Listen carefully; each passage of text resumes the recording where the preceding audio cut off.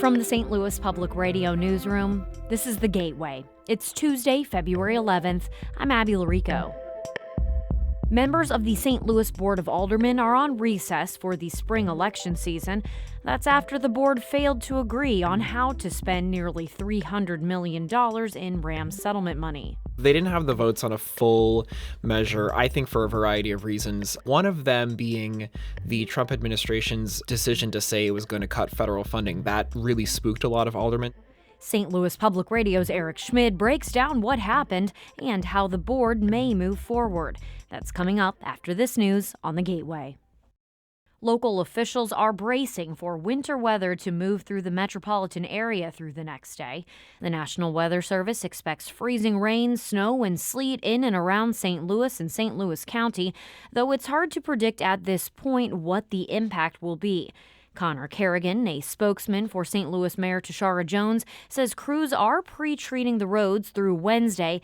He added the city again will not plow residential side streets.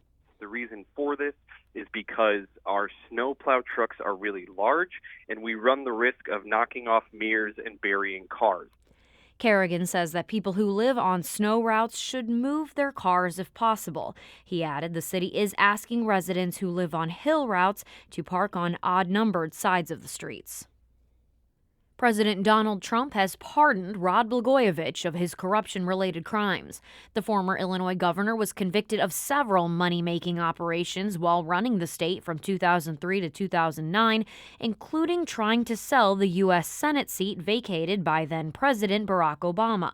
Blagojevich was impeached, ousted from office, and indicted in 2009.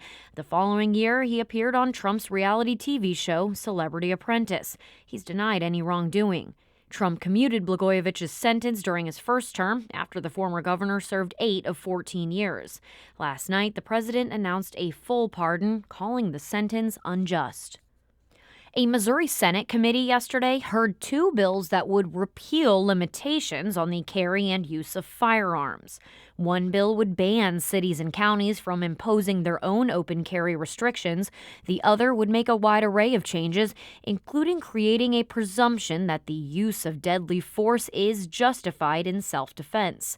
Missouri resident Susan Myers spoke in favor of both bills. She says that removing restrictions would allow women to better protect themselves. Removing dangerous and deadly gun-free zones from Missouri statute continues to be the top priority for women of the state who carry for self-defense. Missouri already has some of the most permissive gun laws in the nation.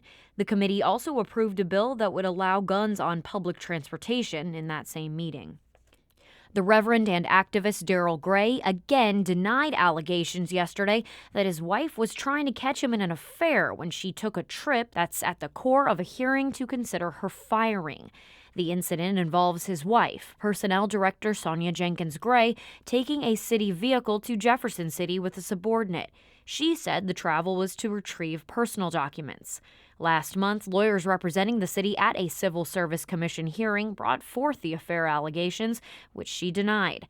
Darrell Gray says this is a political attack by Mayor Tashara Jones and that the damage is already done.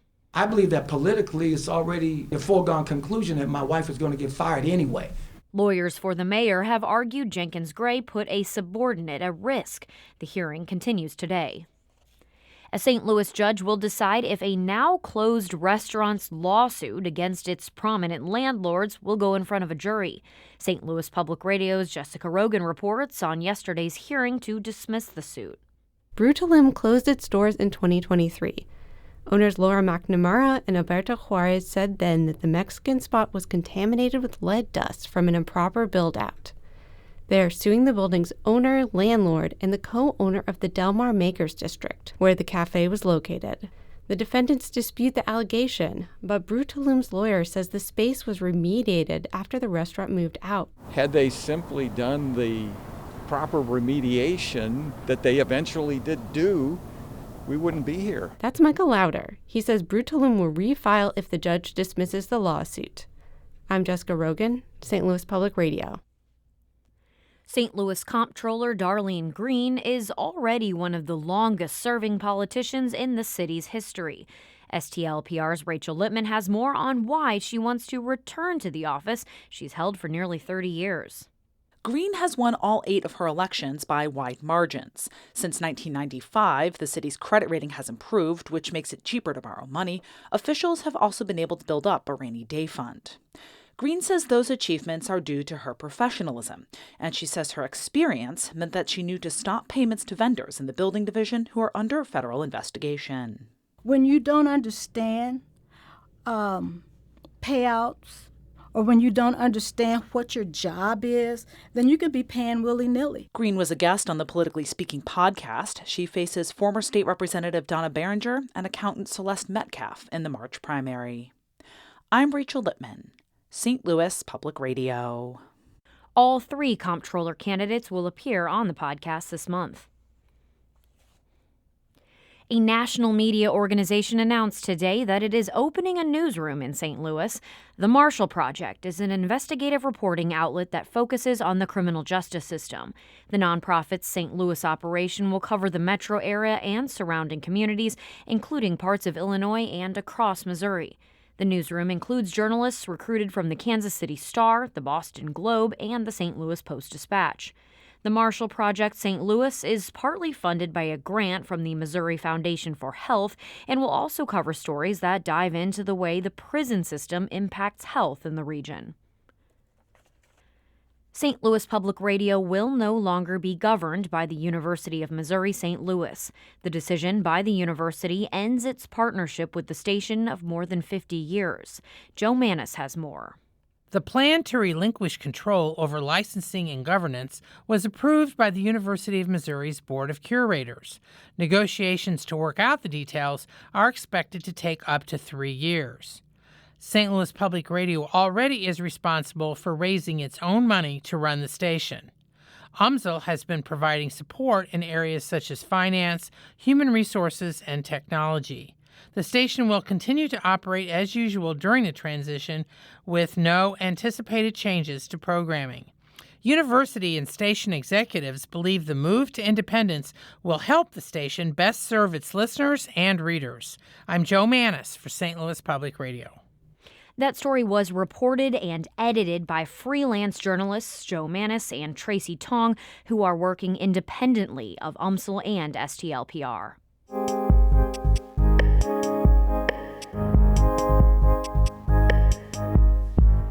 The St. Louis Board of Aldermen enter their spring elections break this week with no agreement on how to spend nearly $300 million of Rams settlement money.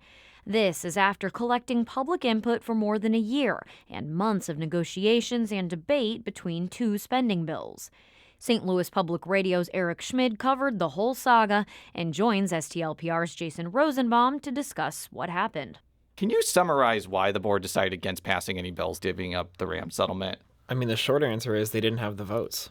Okay, why didn't they have the votes, Eric? They didn't have the votes on a full measure, I think for a variety of reasons. One of them being the Trump administration's decision to say it was going to cut federal funding. That really spooked a lot of aldermen, saying, whoa, we need to pause, we need to slow down. You know, this is a one-time pot of money that is unrestricted. The city can do anything with it. And if the federal government is posturing that they might not give city governments like St. Louis money in the future, maybe the ways that we've fully allocated it in these bills are not the best ways in the future given the current climate. Now, one big subplot on Tuesday was that some members of the board wanted to pass a bill allocating some of the Rams money for water infrastructure.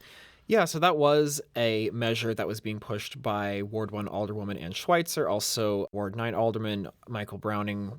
As far as I could tell on Tuesday, the big reason why that faltered or failed was because you had a coalition, a contingent of the North Side aldermen who stood up and said, if you can give money to the water department, then you should give money to North St. Louis. And then there was clearly no agreement that was going to be reached. Do you see water infrastructure being a key part of any Ram settlement deal if it emerges? I think it will be a priority, especially because both bills that aldermen had been considering had pretty much identical language on money that would go to the water division. One of the things I noticed is that Board of Aldermen President Green really wanted to create an endowment to help defray the cost of daycare, particularly for city employees. Can you explain what that plan was? Yeah, so essentially what that would do is take a portion of that RAMS money and place it in a fund that would kick off money every year. It'd be the interest that would pay to defray the cost of childcare. It would only be hundreds of thousands or a few $1,000,000 a year that would actually go toward this program, and it would be something that the city would pilot. So they would start off and start small and see if it worked and see if people liked it, and then maybe try and expand it based off of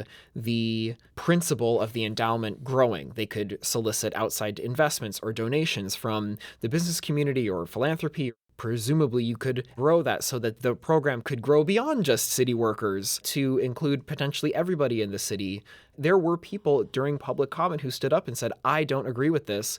I would say also a lot more people stood up and said, childcare is prohibitively expensive and it is keeping me out of the workforce, and I don't want to be out of the workforce. Is there a timeline on this, and is the delay going to hurt trying to solve some of these problems that aldermen want to solve? The answer to is there a timeline on this? No, there isn't. The money right now is just in a interest-bearing account. It's going to continue to grow. It started off as $250 million. Now it's up to $300 million, and that's just because of interest. In terms of whether or not a delay will mean more city services don't happen, that is true. The money is in the bank. It is not allocated to departments to fix streets, to invest in water infrastructure, to do neighborhood or community development. Whatever the proposals are that aldermen had to actually spend this, those aren't happening, and it will take time for those to actually ramp up once they allocate it in the future. What will you be watching in the coming weeks? I will be watching to see who wins the race for mayor, particularly. Because that's a big elephant in the room. And comptroller, too, because they have say over the Board of Estimate and Apportionment. Yeah, so it may change the dynamics of what an eventual spending package actually looks like. Even if a bill makes it through the Board of Aldermen to the mayor still has to sign it. That was STLPR's Eric Schmid talking Rams money with our Jason Rosenbaum. You can hear their full conversation on the Politically Speaking Hour on St. Louis on the Air, on our website, or wherever you get podcasts like this one.